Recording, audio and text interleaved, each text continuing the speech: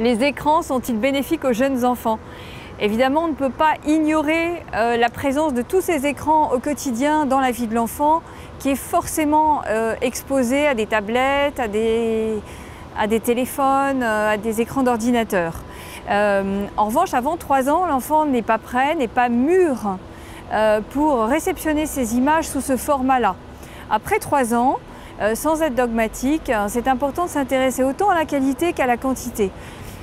Quand je parle de qualité, j'évoque évidemment la présence des adultes, cette présence bienveillante qui va aller choisir la matière qu'on va trouver sur l'écran et qui va intéresser l'enfant.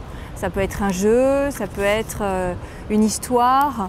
Ce qui est important, c'est que cette matière, ce contenu soit choisi par un adulte et pas par l'enfant lui-même qui n'a pas cette capacité à détecter ce qui est bon ou ce qui n'est pas bon pour lui.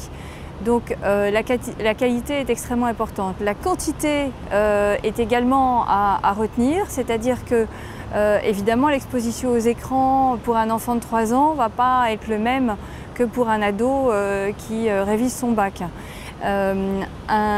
Aujourd'hui, on observe beaucoup de dérives et des difficultés qu'éprouvent les enfants à réguler leurs émotions, mais aussi une qualité de sommeil qui est très altérée par la présence des écrans.